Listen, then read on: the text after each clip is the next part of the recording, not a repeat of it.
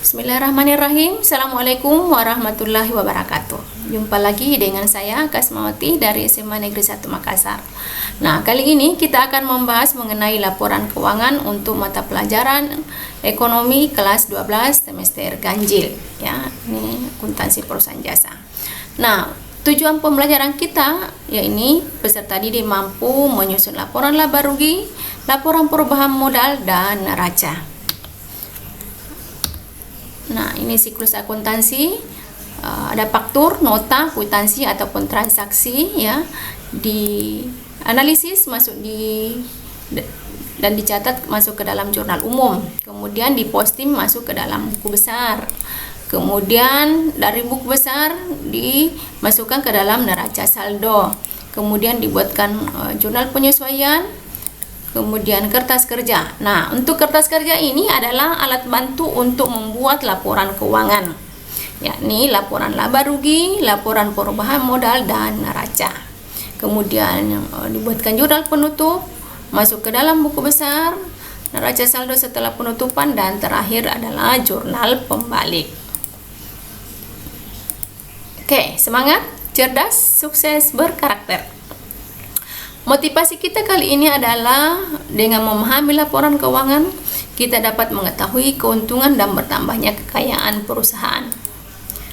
Baik, kita akan melihat bagaimana teknis penyusunan laporan keuangan. Yang pertama, laporan laba rugi. Nah, isinya adalah pendapatan dan beban-beban.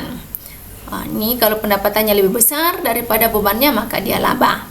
Tapi kalau lebih besar bebannya daripada pendapatan, maka dia dikatakan rugi.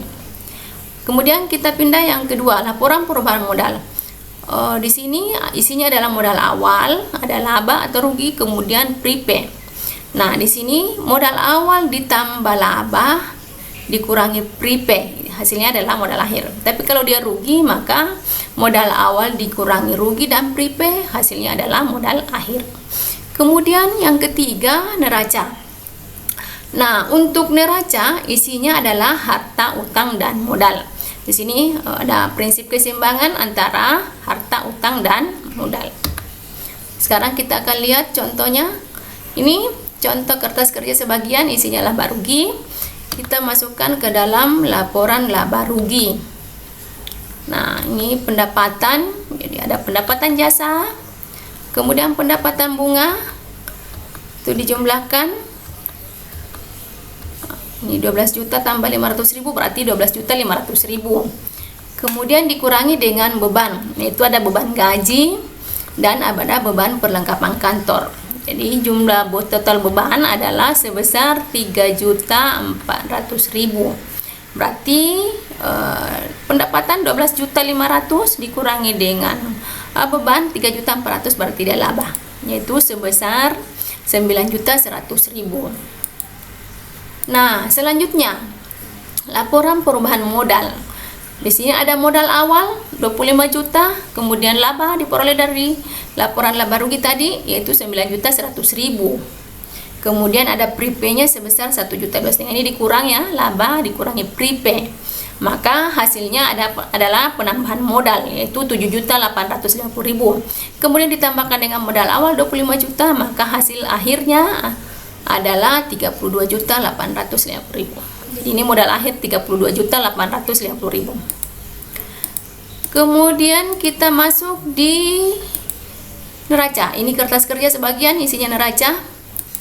Ya, aset ya, aset atau harta atau aktiva. Ini kas dimasukkan, kemudian perlengkapan, piutang, peralatan kantor, kemudian dikurangi dengan akumulasi penyusutan peralatan kantor. Ini total asetnya adalah sebesar 37.850.000. Kemudian kita pindah untuk kewajiban dan modal. Jadi utang ya, utang sebesar 5 juta. Kemudian modal akhirnya diambil dari laporan perubahan modal yaitu 32.850.000. Maka hasilnya adalah 37.850.000. Nah, inilah prinsip keseimbangan antara harta, utang, dan modal ataupun kewajiban dan modal. Jadi di sini untuk neraca Jumlahnya adalah total sebesar 37.850.000. Insyaallah ya kita bisa.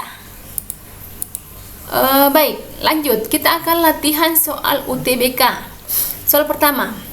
Pada periode berjalan, UD Sinabung memperoleh laba bersih sebesar 20 juta dan pemiliknya mengambil prepay sebesar 10 juta, sehingga modal akhir menjadi sebesar 160 juta. Berdasarkan informasi tersebut, berapakah modal awal yang disetor oleh pemilik UD Sinabung? Jadi ada modal, ini modal awal yang dicari ya. Oke, modal awal. Nah, labanya sudah diketahui 20 juta, prepay-nya 10 juta. Ya, kemudian modal akhirnya ini 160 juta. Maka modal awal ditambah dengan laba dan prepay berarti 20 juta dikurangi 10 juta. Berarti 10 juta. Kemudian modal akhirnya 160 juta. Berarti modal awal sama dengan 160 juta ya dikurangi 10 juta. Hasilnya adalah 150 juta. Berarti jawabannya di sini adalah B. Ya. 150 juta. Baik, soal kedua. Nona Dewi menyetor uang sebesar 20 juta untuk memulai usaha salon cantika miliknya. Nona Dewi kemudian membeli peralatan secara kredit dan perlengkapan secara tunai masing-masing sebesar 10 juta dan 5 juta rupiah. Untuk keperluan pribadinya, Nona Dewi mengambil uang sebesar 150.000. Nah, berdasarkan informasi tersebut, berapakah saldo kas yang ada di buku besar? Berarti ini ada setoran modal, ya berarti kasnya bertambah 20 juta. Kemudian dia beli perlengkapan secara tunai 5 juta, berarti kasnya berkurang 5 juta. Kemudian ini ada keperluan pribadi 150.000, berarti kasnya berkurang. Berarti 20 juta dikurang 5 juta dan 150.000. Berarti hasilnya adalah 14.850.000. Berarti jawabannya adalah C. Kemudian selanjutnya, pendapatan yang masih harus diterima atas jasa yang diberikan tetapi belum tercatat adalah sebesar 550.000 rupiah. Maka elemen penyesuaiannya adalah ini pendapatan yang masih harus diterima. Berarti piutangnya di debit 550.000, pendapatan jasa ya 550.000 di kredit. Berarti jawabannya di sini adalah nomor 4. Sekian dulu hari ini.